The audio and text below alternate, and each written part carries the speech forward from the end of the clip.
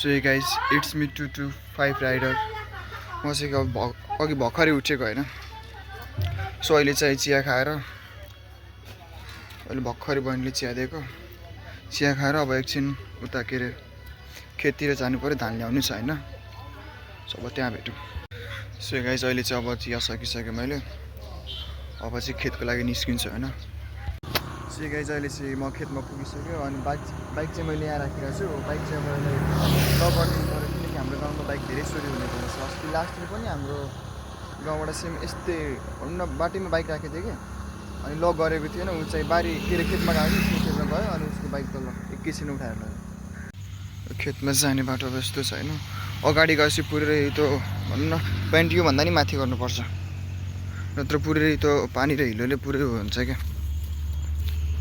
हिलो यहीँबाट सुरु भइसकेछ, जति अगाडि बढ्यो त्यति हिलो छ क्या। अब सक्नुहुन्छ कति धेरै घोगी नै घोगी छ क्या पुरै, यति यो सबै घोगी नै घोगी छ। यो चाहिँ पुरै हाम्रो खेतमा पानी नै पानी छ क्या। अनि यहाँ केही गर्न मिल्दैन। सो यो सबै धान नबोकेर उता पारी रोडपट्टि राख्नुपर्छ। अनि त्यो हेर्न सक्नुहुन्छ अझै कति धेरै पानी छ। हामीले चाहिँ यसरी के अरे टाउकोमा बोकेर हामीले चाहिँ के अरे यसरी टाउकोमा बोकेर अब उता बाटोसम्म लग्नु पऱ्यो। यहाँ हेर्न सक्नुहुन्छ मेरो पुरै प्यान्ट भिजिसक्यो त्यो धानको ओसले गर्दा। बाटो पनि छैन खासै राम्रो हिँड्नको लागि। पुरै त आली पुरै उ गर्दैछ कि काटिसकेछ कि यहाँ के सबैले आफ्नो आली होइन पुरै मिचिन खोजेछ कि।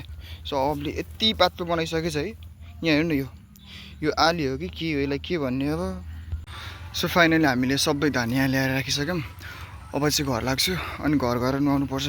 पुरै यहाँ मेरो हालत हेर्न सक्नुहुन्छ है। पुरै यो प्यान्ट पुरै हिलोले अनि पुरै हिलो र पानीले पुरै भइसक्यो, बिग्रिसक्यो।